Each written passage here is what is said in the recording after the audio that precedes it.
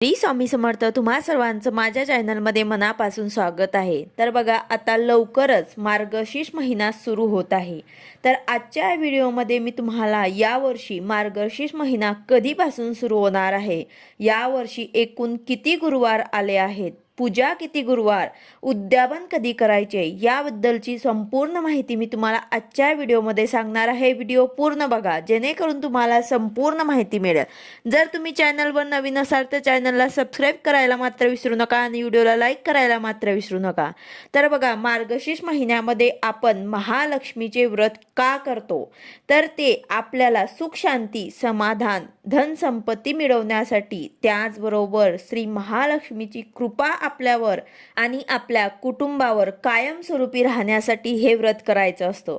आपल्याला मार्गशीर्ष महिन्याच्या प्रत्येक गुरुवारी पूजा मांडणी माता लक्ष्मीसाठी करायची असते. माता लक्ष्मीच्या नावाने आपल्याला उपवास करायचा असतो. बऱ्याच वेळा मासिक पाळी, सुतक किंवा काही अडीअडचणी की ज्यामध्ये पूजा व्रत वैकल्य करणं चालत नाही, ज्यामध्ये आपण पूजा मांडू शकत नाही, अशी काही कारणं तुमच्या बाबतीत घडली तर कदाचित मार्गशीर्ष महिना संपल्यानंतर सुद्धा तुमचे 1-2 गुरुवार जास्तीचे होऊ शकतात. तर जोपर्यंत तुमचं व्रत संपत नाही, या वर्षीचे तुमचे 5 गुरुवार जोपर्यंत होत नाही, तोपर्यंत तुम्हाला दर गुरुवारी अशीच पूजा मांडणी करायची आहे. दर शुक्रवारी ती उचलायची आहे. तर मार्गशीर्ष महिन्यात हे व्रत करताना दर गुरुवारी तुमची पूजा मांडणी अशीच राहणार आहे. तर जिथे तुम्ही पूजा मांडणार आहे ती जागा तुम्हाला अगोदर स्वच्छ पुसून त्यावरती एक पाट किंवा चौरंग ठेवायचा आहे आणि त्यावरती तुम्हाला एक कपडा अंथरायचा आहे. आता यामध्ये तुम्हाला नवीनच कपडा पाहिजे असं काही नाही, मात्र कपडा जे आहे ते स्वच्छ असायला हवा. तुम्ही कोणत्याही कलरचा कपडा घेऊ शकतात, मात्र काळा रंग घेऊ नका. यानंतर दिवा लावायचा आहे. दिवा तुम्ही तुपाचा लावा किंवा तेलाचा लावा. तेलाचा लावला तर फक्त आरतीच्या वेळेस तुम्हाला फुलवात लावून आरती करायची आहे. दिव्याला सुद्धा तुम्हाला हळदी कुंकू फुलं वाहून पूजा करायची आहे. यानंतर कलश स्थापना करायची आहे. कलश स्थापना आपल्याला दर गुरुवारी करायची असते, मात्र आपल्याला त्यातलं जे नारळ आहे तेच वापरायचं आहे. फक्त तांब्या दरवेळा आपल्याला स्वच्छ घासून त्यामध्ये नवीन पानं आणि पाणी भरून हा कलश आपल्याला स्थापन करायचा असतो. तर कलश स्थापन करण्या अगोदर आपल्याला एक प्लेटमध्ये तांदूळ घ्यायचे आहे आणि त्यावरती आपल्याला कलशाची स्थापना करायची आहे. कलशामध्ये 1 रुपया आणि 1 सुपारी टाकून गंध, अक्षता, हळदी कुंकू, फुलं सुद्धा आपल्याला टाकायची आहे आणि आंब्याची 5 पानं किंवा मग विड्याची पानं सुद्धा तुम्ही घेऊ शकतात. तर ते सुद्धा तुम्हाला कलशाला लावायचे आहे. त्याचबरोबर नारळाची शेंडी वरती येईल अशा पद्धतीने तुम्हाला नारळ ठेवायचा आहे. आणि जर तुम्हाला आंब्याचा डहाळा मिळाला तर तो सुद्धा तुम्ही तसाच सुद्धा त्यामध्ये ठेवू शकतात.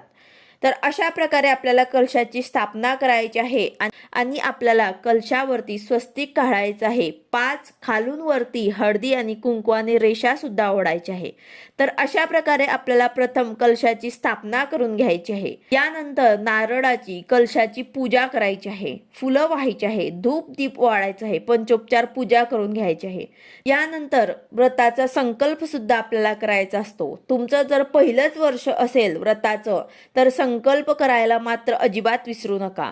आणि संकल्प करताना तुम्हाला 3 वेळा आपल्या उजव्या हातामध्ये पाणी घ्यायचं आहे आणि ओम केशवाय नमः, ओम माधवाय नमः आणि ओम गोविंदाय नमः असं म्हणत तुम्हाला ते पाणी पिऊन घ्यायचं आहे. त्यानंतर परत 2 वेळा तुम्हाला तुमच्या उजव्या हातावर ते पाणी घेऊन ओम कृष्णाय नमः, ओम विष्णवे नमः असं म्हणत तुम्हाला 2 वेळा पाणी जे आहे ते सोडायचं आहे. यानंतर परत हातात पाणी घेऊन एक फूल घ्यायचं आहे, अक्षता घ्यायची आहे आणि संकल्प घ्यायचा आहे. आता संकल्पमध्ये तुम्ही हा व्रत कशासाठी करताय किंवा बरेच जण 5 वर्ष हे व्रत करताय किंवा मग कोणी कायमस्वरूपी हे व्रत करत असतं. तर तुम्हाला किती वर्ष हे व्रत करायचं आहे किंवा कायमस्वरूपी तुम्हाला करायचं आहे ते तुम्ही हे संकल्प करत असताना बोलायचं आहे. तुमची जे काही इच्छा असेल ते तुम्हाला बोलायचे आहे. तर अशा प्रकारे तुम्हाला संकल्प घेऊन हे पाणी जे आहे ते ताम्हणामध्ये सोडायचं आहे. आता संकल्प तुम्हाला फक्त पहिल्याच गुरुवारी करायचा आहे. मात्र ज्यांचं पहिलं वर्ष आहे त्यांनी तर संकल्प करायचाच आहे, पण जे हे उपवास हे व्रत करत आहेत त्यांनी सुद्धा संकल्प पहिल्या गुरुवारी आवर्जून करायचा आहे। पहिल्याच गुरुवारी तुम्हाला संकल्प करायचा असतो। संकल्प करून आपल्याला या व्रताला पूर्ण करायचा असतो। संकल्प करून झाल्यानंतर गणपती बाप्पांची पूजा करायची आहे। माता लक्ष्मीची मूर्ती असेल किंवा फोटो असेल तर ते सुद्धा तुम्हाला तिथे ठेवायचं आहे। आणि माता लक्ष्मीची मूर्ती असेल तर त्यावरती तुम्हाला अभिषेक करून पंचोपचार पूजा करायची असते। त्याचबरोबर शंख आणि घंटा सुद्धा आपल्याला पूजेमध्ये पाटावरती ठेवायचा असतो। त्याचबरोबर लक्ष्मीकारक ज्या तुमच्याकडे वस्तू असतील ते सुद्धा तुम्हाला पूजेत ठेवल्या तरी सुद्धा चालतील। कमळशेकी, कमळगठ्ठा माळ, श्रीयंत्र, कवड्या जे काही तुमच्याकडे माता लक्ष्मी स्वरूप असेल ते सुद्धा तुम्हाला इथे ठेवायचं आहे। त्याचबरोबर हे व्रत जे आहे ते कोणीही करू शकतं। स्त्री, पुरुष, विधवा महिला, कुमारिका हे सर्व हे व्रत करू शकतात। ज्यांच्याकडे काही नसेल ते सुद्धा हे व्रत करू शकतात। ज्यांच्याकडे काही वस्तू नसतील, फोटो नसेल, मूर्ती नसेल ते सुद्धा व्रताची एक पोथी आहे ते तुम्हाला पूजेत वापरायची आहे। व्रताची एक पोथी जी आहे हे जे पुस्तक असतं महालक्ष्मी व्रताचं त्याची तुम्हाला पूजा करायची आहे। आणि एक जे पुस्तक आहे महालक्ष्मी व्रताचं त्याची तुम्हाला पूजा करायची आहे आणि दुसरं जे आहे ते तुम्हाला वाचण्यासाठी वापरायचं आहे। तर अशा प्रकारे तुम्हाला दोन जे आहे ते पुस्तकं घ्यायचे आहे, दोन पोथ्या घ्यायच्या आहे आणि एक तुम्हाला पूजेसाठी वापरायची आहे आणि एक तुम्हाला तुमच्या वाचण्यासाठी वापरायची आहे। तर असं सुद्धा तुम्ही करू शकता। ज्यांच्याकडे काही नसेल ते सुद्धा हे उपवास करू शकतात, हे व्रत तुम्ही करू शकतात। तुमच्याकडे फोटो नसेल, मूर्ती नसेल तर तुम्ही एक पोथी महालक्ष्मी व्रताची घ्या आणि त्याची पूजा तुम्ही करा। आपल्याकडे जे साहित्य असेल त्या साहित्यातूनच मनोभावे आपल्याला माता लक्ष्मीची सेवा करायची आहे। गणपती बाप्पांची पंचोपचार पूजा करून फुलं वाहून धूप दीप ओवाळून गुळ खोबऱ्याचा नैवेद्य आपल्याला दाखवायचा आहे। त्याचबरोबर माता लक्ष्मीची फोटो, मूर्ती, नारळाची पूजा सर्व पूजा करून श्रीयंत्राची पूजा करायची आहे। त्याचबरोबर कवड्यांची पूजा करायची आहे आणि हे सर्व पूजा करून झाल्यावर ते आपल्याला माता लक्ष्मीला दुधाचा किंवा खिरीचा नैवेद्य तुम्हाला दाखवायचा आहे। तसेच तुमच्याकडे जे काही फळं असतील 5 प्रकारची किंवा एक प्रकारची 5 फळं तुम्हाला पूजेत ठेवायची आहे। एक जरी ठेवलं तरी सुद्धा चालेल।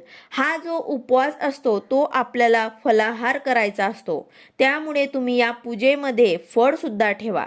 गुरुवारच्या दिवशी तुम्हाला सकाळीच ही पूजा मांडणी करून घ्यायची आहे। त्यानंतर संध्याकाळी तुम्हाला नैवेद्य दाखवायचा आहे, कथा वाचायची आहे आणि आरती करून उपवास सोडायचा असतो। या व्रतामध्ये खिचडी वगैरे खात नाही। फलाहार करून किंवा दुधाचे पदार्थ खाऊन पिऊन तुम्ही हा उपवास हा व्रत करू शकतात। आणि गुरुवारच्या दिवशी संध्याकाळी देवीला गोडधोडाचा पदार्थांचा नैवेद्य दाखवून हा उपवास तुम्हाला सोडायचा असतो। त्याचबरोबर या दिवशी गाईला सुद्धा तुम्हाला नैवेद्य द्यायचा आहे, त्याला गोग्रास असं म्हटलं जातं। पूर्ण पूजा मांडणी करताना आपल्याला महालक्ष्मीचा बीज मंत्र किंवा महालक्ष्मी अष्टकम हे कंटिन्यू आपल्याला पठण करायचं आहे।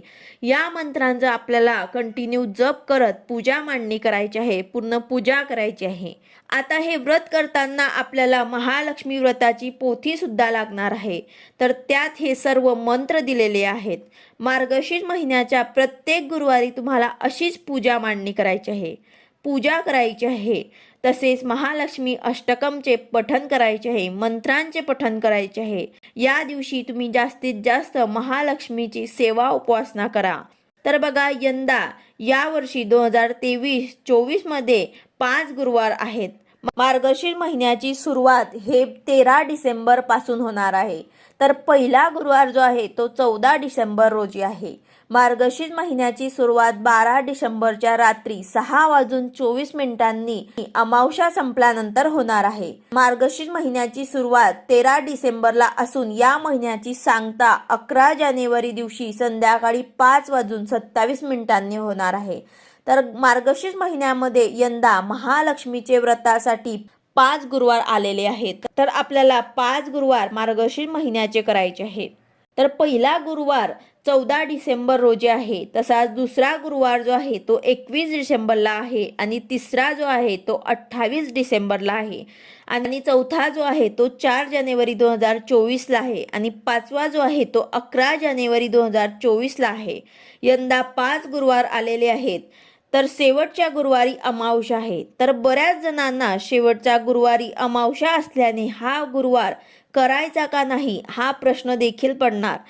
तर जरी अमावस्या आहे पण महिन्याचा शेवट जो आहे तो भलेही अमावस्येला होतो, तर त्या दिवशी गुरुवार येतो किंवा कोणताही वार येतो तर तो आपण धरतोच. तर या दिवशी 11 तारखेला सुद्धा गुरुवार आलेला आहे.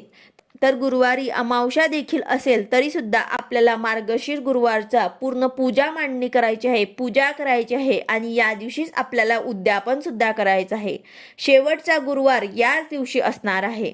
आता ज्यांना कोणाला मार्गशीर्ष महिन्यामध्ये हे व्रत करता आले नाही त्यांनी कोणत्याही महिन्याच्या शुक्ल पक्षामध्ये या गुरुवारची सुरुवात केली आणि त्या महिन्यामध्ये जेवढे गुरुवार येतील तेवढे केले तरी सुद्धा चालेल. आता ज्यांना कोणाला मार्गशीर्ष महिन्यामध्ये एखाद्या गुरुवारी तुमची मासिक पाळी किंवा सुतक किंवा विटाळ असेल तर त्यावेळेस तुम्हाला हे पूजा मांडणी करता येणार नाही. त्या गुरुवारी फक्त तुम्हाला उपवास करायचा आहे. ज्या गुरुवारी तुम्ही कुठे बाहेर गावी गेलात तर तो सुद्धा तुम्हाला गुरुवार धरता येणार नाही, कारण पूजा मांडणी तुम्हाला कोणाच्याही दुसऱ्यांच्या घरी करता येणार नाही. म्हणूनच आपल्याला फक्त उपवास करायचा आहे आणि ज्या गुरुवारी तुम्ही पूजा मांडणी केली असेल तेच गुरुवार तुम्हाला धरता येतील. भलेही मार्गशीर्ष महिन्याच्या नंतर सुद्धा तुम्ही हे गुरुवार केले तरी सुद्धा चालेल. तर ही पूजा मांडणी आपल्याला दुसऱ्या दिवशी शुक्रवारी सकाळी उचलायची असते. त्याच दिवशी गुरुवारी आपण उपवास जरी सोडला तरी आपल्याला संध्याकाळी ही पूजा मांडणी उचलायची नाही. दुसऱ्या दिवशी शुक्रवारी आपल्याला सकाळी ही पूजा मांडणी उचलायची असते. तर सर्वात प्रथम आपल्याला दिवा लावून पूजा करायची आहे. त्यानंतर आपल्याला माता लक्ष्मीला प्रार्थना करून नमस्कार करून या पूजेची सांगता म्हणजेच आपल्याला ही पूजा जी आहे ती उचलायची आहे. त्यानंतर नारळ उचलायचं आहे, आपल्या कपाळाला लावायचं आहे आणि नंतर परत आपल्याला नारळ जे आहे ते वेगळं आपल्याला ठेवायचं आहे. नारळ जे आहे ते तुम्हाला प्रत्येक गुरुवारी हेच वापरायचं असते. त्यासाठी हे नारळ जे आहे ते आपल्याला सांभाळून ठेवायचं आहे. त्याचबरोबर कलशातले पाणी जे आहे ते तुम्हाला तुळस सोडून कोणत्याही झाडाला तुम्ही टाकू शकतात आणि थोडं आपल्या घरामध्ये सुद्धा आपल्याला शिंपडायचं आहे. त्याचबरोबर 1 रुपया आणि सुपारी जी आहे ते सुद्धा तुम्हाला व्यवस्थित पुसून तशीच ठेवायची आहे, सांभाळून ठेवायची आहे. त्याचबरोबर तांदूळ सुद्धा तुम्ही तेच वापरू शकतात किंवा मग नवीन सुद्धा घेऊ शकतात. तर अशा प्रकारे तुम्हाला दर गुरुवारी हेच साहित्य वापरायचे आहे. फक्त पानं फुलं जे आहेत ते बदलून निर्माल्यात टाकायचे आहे. विड्याची पानं सुद्धा तुम्हाला नवीन घ्यायची आहे. फळं सुद्धा तुम्हाला ते खाऊन घ्यायचे आहे आणि नवीन तुम्हाला प्रत्येक गुरुवारी वापरायचे आहे. तर अशा प्रकारे तुम्हाला पूजा मांडणी कशी करायची आहे, पूजा कशी करायची आहे, मार्गशीर्ष महिन्यामध्ये किती गुरुवार आहेत, उपवास कधी सोडायचा आहे याबद्दलची संपूर्ण माहिती मी तुम्हाला आजच्या व्हिडिओमध्ये सांगितलं आहे.